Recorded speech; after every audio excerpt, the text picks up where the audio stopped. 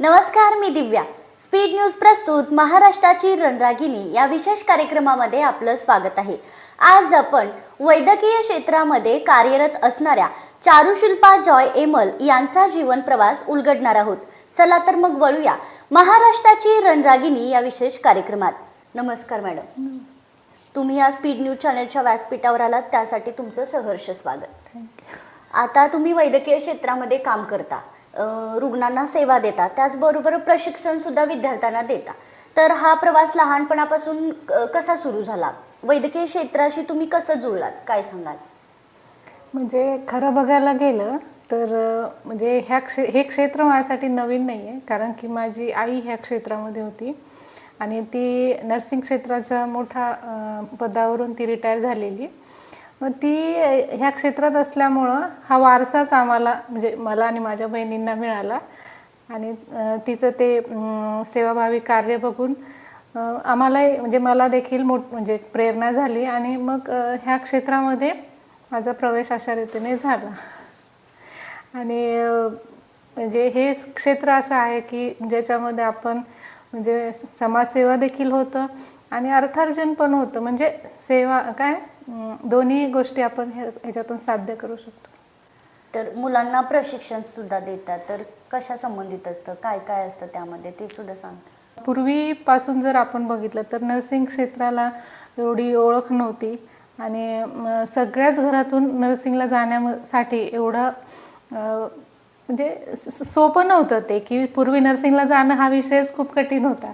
पण जर आता आपण बघितलं तर नर्सिंगमध्ये खूप बदल घडलेला आणि सगळ्या क्षेत्रातील लोकांना आता नर्सिंगविषयी एक आस्था, आपुलकी वाटते आणि आता सगळ्या क्षेत्रातून मुलं नर्सिंगला येतात. आता नर्सिंग प्रशिक्षणार्थी जे असतात तर त्यांना नर्सिंग क्षेत्रामध्ये असणारे जे विविध कोर्सेस आहेत, मग त्यामध्ये आम्ही त्यांना कोर्स देतो. तर आपल्याकडं कोल्हापूरमध्ये GNM म्हणजे जे डिप्लोमा कोर्स आहे, ANM तो देखील 2 वर्षाचा डिप्लोमा कोर्स आहे. तर हे अवेलेबल आहेत.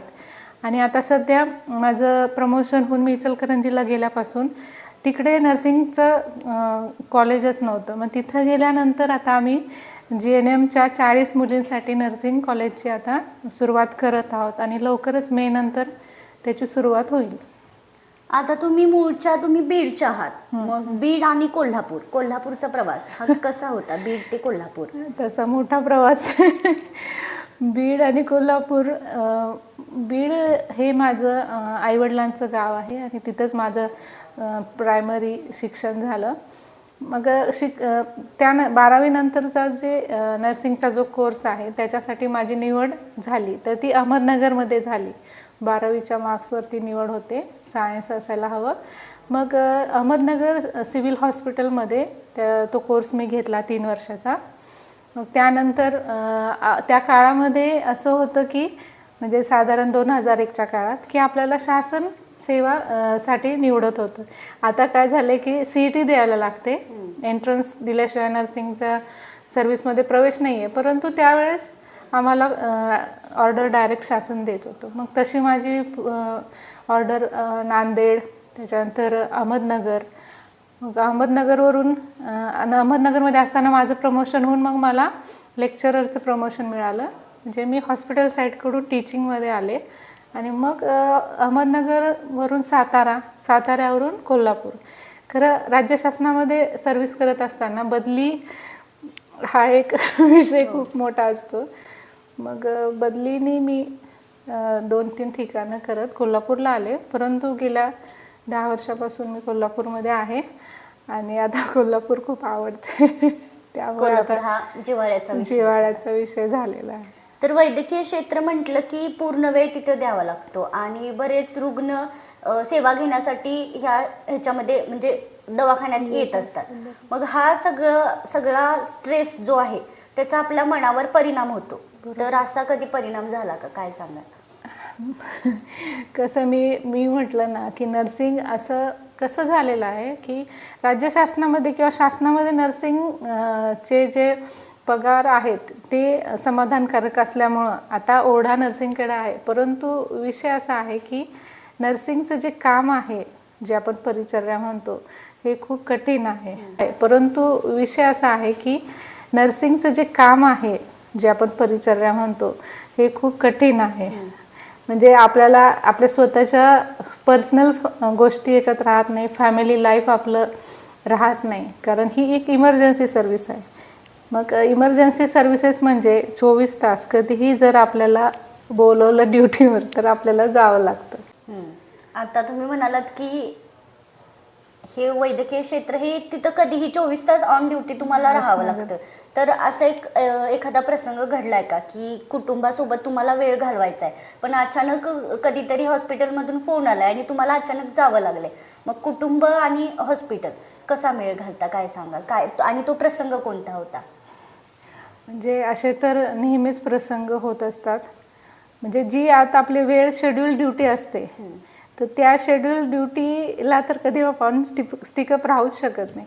म्हणजे कसं असतं की जर पेशंट आले किंवा मास कॅज्युअलिटी आली किंवा काही असे पेशंटची संख्या जास्त असली, तर त्यावेळेस आपल्याला त्या ठिकाणी राहून ते त्यांना सेवा देणं आणि त्यांना म्हणजे सेटल केल्याशिवाय आपण त्या ठिकाणातून निघू शकत नाही.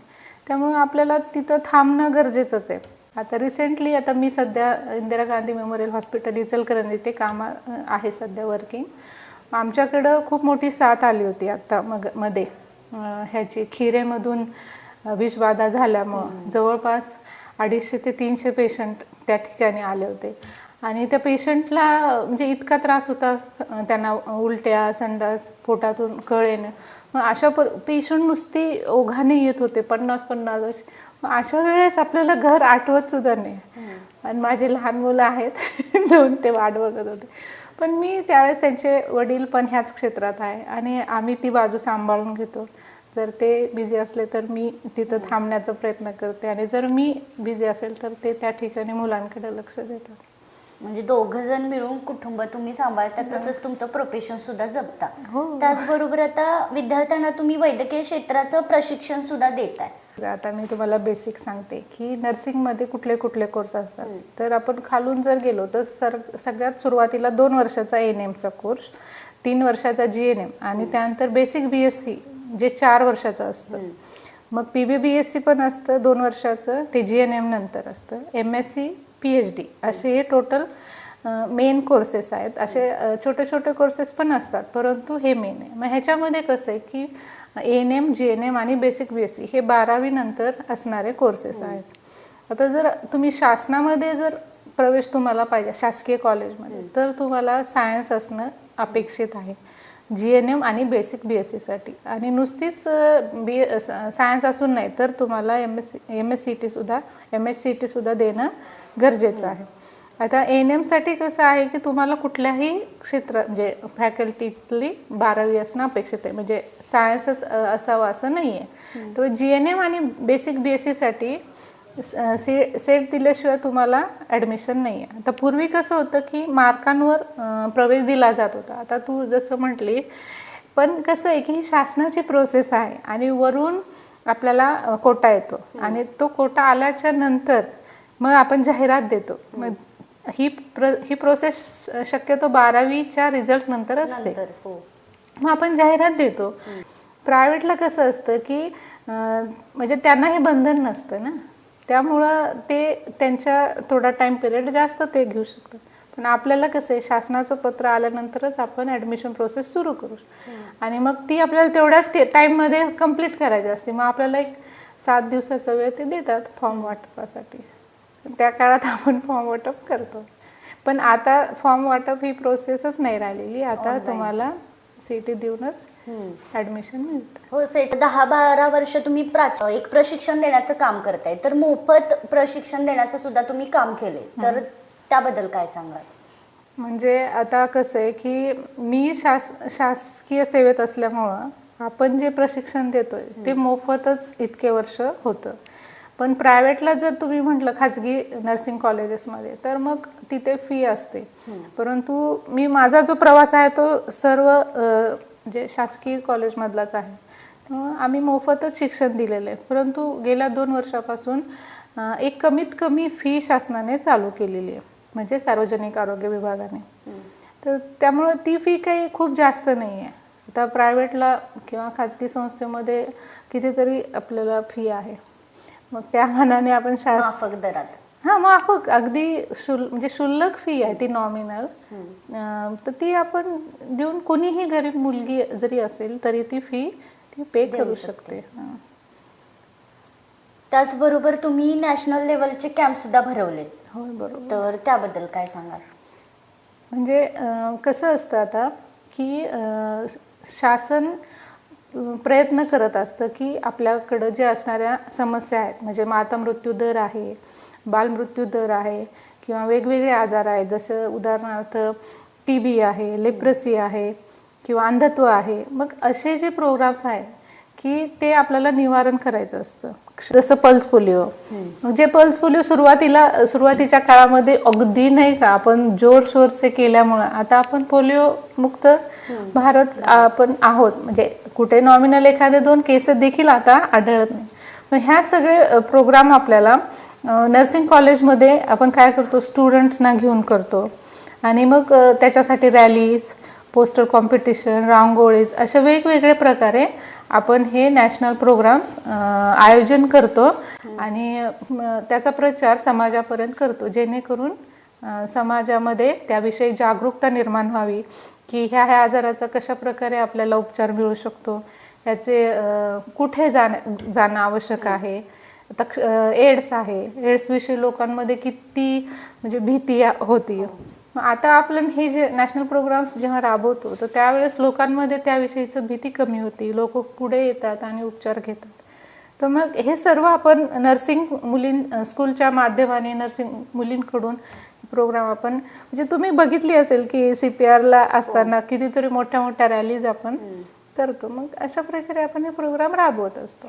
म्हणजे समाजामध्ये एक जागरूकता निर्माण करण्याचं या कॅम्पचा उद्देश आहे. येस, बरोबर. त्याचबरोबर आता वैद्यकीय क्षेत्र म्हटलं की काम जास्त असतं आणि भविष्यात स्वतःला तुम्ही या क्षेत्रामध्ये कुठं पाहता, काय सांगा?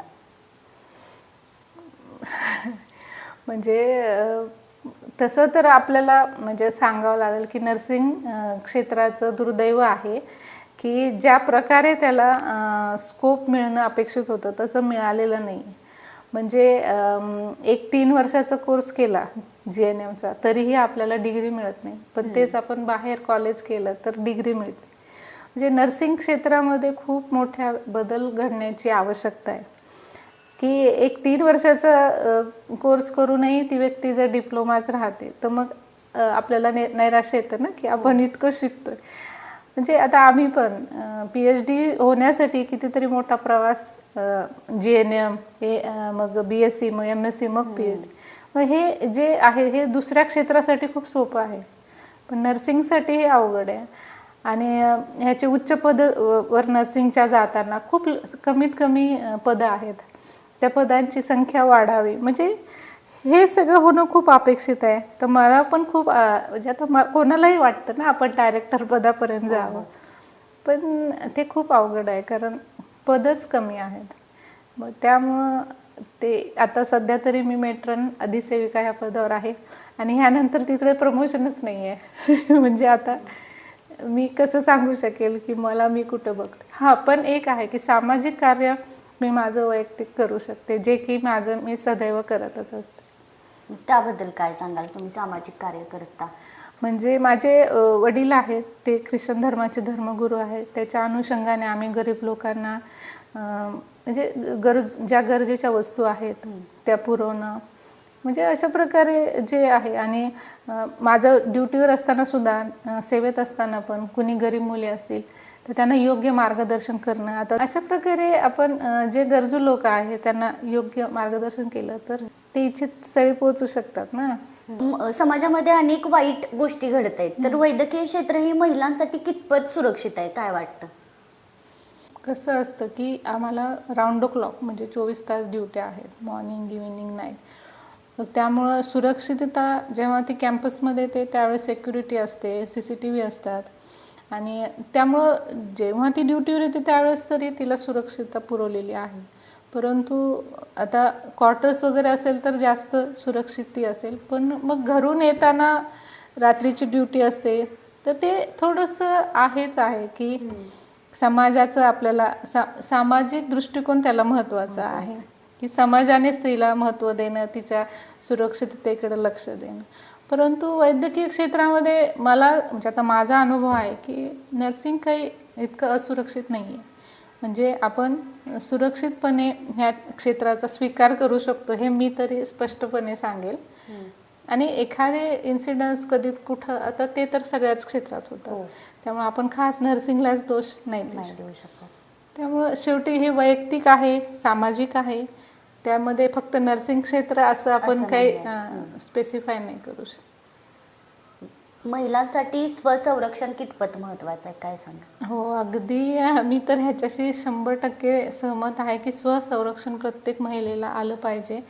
आणि त्यामुळेच की आता मी पण स्वतः माझ्या मुलीला कराटे चालू केलेत. आणि आम्ही नर्सिंगच्या स्टुडंट्सना देखील, की त्यांनी आमच्याकडे ज्यावेळेस ॲडमिशन घेतात तर त्यांना आम्ही विविध गोष्टींचा विषयी मार्गदर्शन करतो. त्याच्यात आध्यात्मिक गोष्टींचा देखील भर असतो.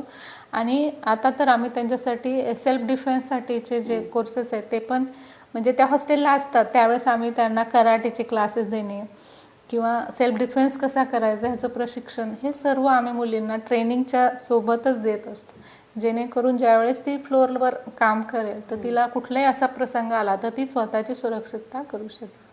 म्हणजे ते प्रशिक्षण घेतल्यानंतर किंवा ते स्वसंरक्षण म्हणजे नेमकं काय याचा खरा अर्थ जर महिलांना समजला, किंवा बरेचदा असं होते की ऑफिसमध्ये किंवा आपण जिथं काम करतो तिथं बऱ्याच गोष्टी घडत असतात पण आपण त्याला नकार देत नाही, त्यावेळेला महिलांनी त्याला एक प्रत्युत्तर दिलं पाहिजे तरच ती गोष्ट थांबू शकते असं.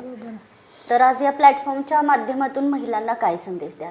मला तरी वाटतं की महिलांनी जर ठरवलं तर तिच्या इतकं स्ट्रॉंग कोणी नाही आहे. म्हणजे काय नेचरच आहे, काय म्हणतात त्याला, निसर्ग, की ज्याने स्त्रीला स्ट्रॉंग बनवलेलं आहे. जेव्हा 2 बाळ जन्माला येतात त्याच्यातली एक जी फिमेल चाइल्ड असते, एक मुलगीचा हे बाळ, तर ते मुलापेक्षा जास्त त्याला नैसर्गिक काय म्हणतात इम्युनिटी असते आणि ते सर्वाईव्ह होतं, म्हणजे ते जगतं जर कंपॅरिझन केलं. मग आपण तेव्हापासून स्ट्रॉंग आहोत, मग नंतर का कमकुवत बनतो? आपण स्वतःला सगळ्या बाजूनी भक्कम करणं हे आपली म्हणजे काय जबाबदारी आहे. आपलं हे सगळं माइंडसेट आहे की स्त्री स्वतःला कमजोर समजते, पण जर तिने ठरवलं तर ती जग बदलू शकते. आणि आपल्याला हे सगळं प्रेमाने करायचं आहे. म्हणजे त्याच्यासाठी म्हणजे सारखं भांडणं हा देखील एक काय मला योग्य पर्याय वाटत नाही. तिने स्वतःला सर्व बाजूनी सर्व गोष्टींनी म्हणजे काय केलं पाहिजे, एकतर आर्थिक गोष्ट आहे की तिने स्वतः स्वावलंबी असलं पाहिजे. त्याचबरोबर तिने शिक्षणाला देखील महत्त्व दिलं पाहिजे. पूर्वीसारखं म्हणजे पूर्वीच्या जरी आपण म्हटलं हाऊसवाईफ, पण त्या बऱ्याच काही गोष्टी करत होत्या. पण आता काळाची गरज आहे, आपल्याला बाहेर पडणं गरजेचं आहे, तर बाहेर पडा.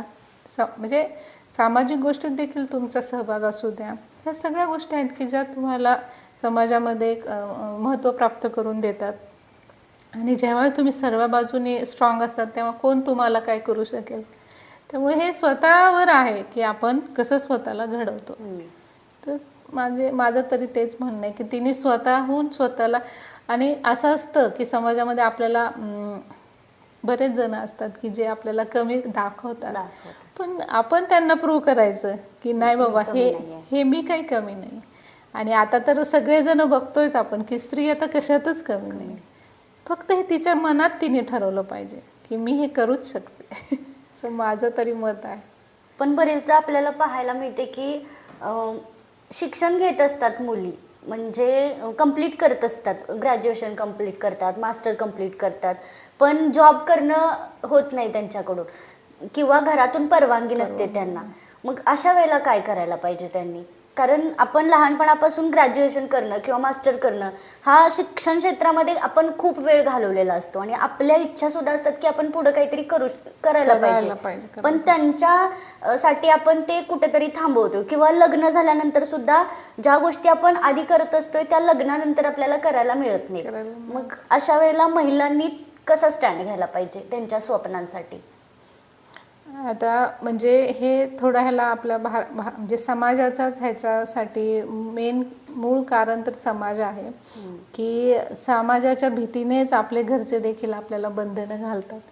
म्हणजे हे सामाजिक परिवर्तनाची गरज आहे की आपल्या मुलीसारखंच आपण दुसऱ्यांच्या मुलीला सुद्धा जर मान सन्मान करू तर त्यांना देखील त्यांची मुलगी घराबाहेर पाठवण्यासाठी काही भीती नाही वाटणार. म्हणजे आपल्याला वाटतं आपली स्वप्न, पण त्याच्या मागे घरच्यांचा दृष्टिकोन असतो की ही सेफ राहावी. तर आपल्याला घरच्यांना विश्वासात घेणं गरजेचं आहे. आपल्या सुरक्षिततेसाठीच ते म्हणतायत, त्यामुळे आपण घरच्यांना विश्वासात घेऊन आपण आपली स्वप्न देखील पूर्ण करणं गरजेचं आहे. म्हणजे स्वप्न तर काय आपण स्वप्न न पूर्ण करता जगणं म्हणजे खूप कठीण आहे. तेव्हा स्वप्नांना पूर्ण करण्यासाठी सोबत घरच्यांना घेऊन जाणं देखील आवश्यक आहे असं मला वाटतं.